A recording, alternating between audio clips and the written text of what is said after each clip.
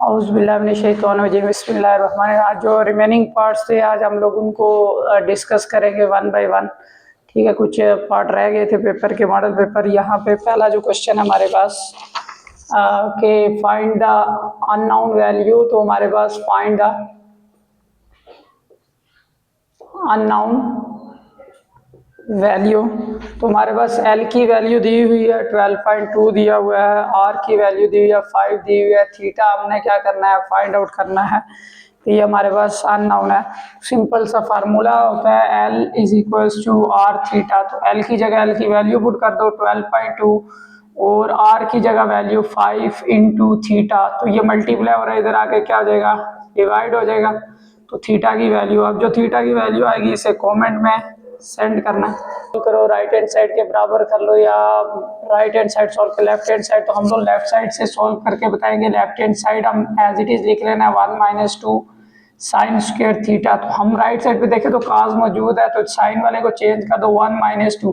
अब ये जो साइन स्क्वायर थीटा है हमें पता है sine square theta plus cos square theta equal to क्या होता है 1। हमें वैल्यू चाहिए साइन की, तो साइन स्क्वायर थीटा इधर ही रहने तो ये बराबर हो जाएगा 1 माइनस काज स्क्वायर थीटा। यहाँ पे पुट करो 1 माइनस काज स्क्वायर थीटा। तो वैल्यूज आ जाएंगी हमारे पास 1 माइनस 2 प्लस 2 काज स्क्वायर थीटा। तो यहाँ पे पहले ये प्लस वाली वैल्यू 2 काज स्क्वायर थीटा प्लस कर लो। अब ये डिफरेंट साइन है, माइनस होगा तो हमारे पास क्या जाएगा -1 is equal to right hand side. ये हमारे पास सिंपल आ गया। Convert the following into degrees. कल हमने क्वेश्चन किया था डिग्रीज में गिवन था रेडियन में, आज हमने उसका ऑपोजिट करना है। तो सिंपली ये याद रखो कि पाई इन ट्रिग्नोमेट्री हमारे पास 180 होता है। तो वैल्यू पुट कर लो, पाई की जगह 180/4 आ जाएगा। तो ये डिग्रीज में कन्वर्ट हो जाएगा। 4 1s are 4, 45s are अब 5 मल्टीप्लाई 45, तो इसको मल्टीप्लाई करोगे 225 डिग्री आ जाएगा। अब यहाँ पे भी है, इसमें भी लिखा हुआ है कि प्रूव दैट कि ये इसके बराबर है। तो यहाँ पे इसको यूज करके हमने ये लाना है, बड़ा आसान सा काम है। लेफ्ट हैंड साइड ले लो तो क्या आ जाएगा हमारे पास साइन 180 डिग्री माइनस थीटा। तो हमने फार्मूला लिखना है जी साइन अल्फा माइनस बीटा। तो इसका फार्मूला बड़ा आसान है, sine alpha cos beta minus cos alpha sign beta. तो वैल्यूज पुट कर लोगे तो यहाँ पे अगर गौर करो अल्फा किसके बराबर है जी 180 और बीटा किसके बराबर है थीटा। तो फार्मूले में जब पुट करेंगे हमारे पास साइन अल्फा की जगह क्या पुट करूंगा 180 कॉस बीटा की जगह वैल्यू पुट करूंगा थीटा माइनस कॉस अल्फा की जगह 180 और बीटा की जगह क्या आएगा थीटा।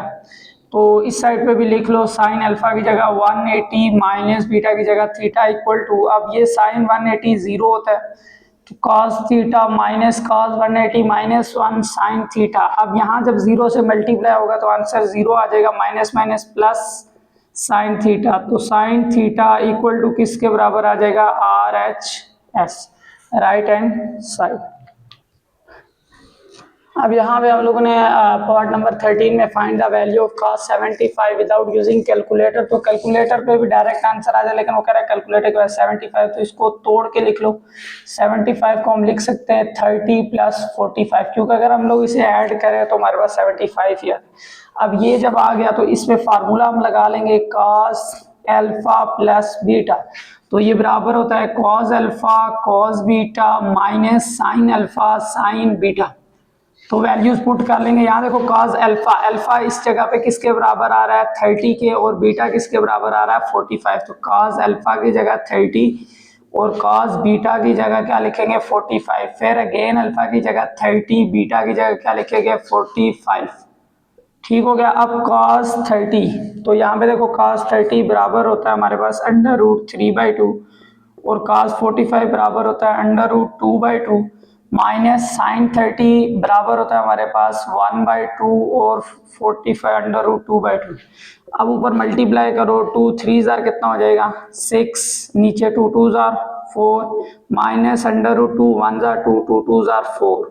तो अब इनकी वैल्यू सेम है 4 आ जाएगी। तो √6 minus √2 that is our answer. अब यहाँ पे देखो हमारे पास साइन सम की फॉर्म में या डिफरेंस की फॉर्म में, जब वो कह रहा है प्रोडक्ट की फॉर्म में कन्वर्ट करें तो यहाँ पे फार्मूला यूज करेंगे। पहले sine P minus sine q, तो ये बराबर होता है -2 cos P plus q divided by 2, और cos क्या आ जाएगा P minus q divided by 2।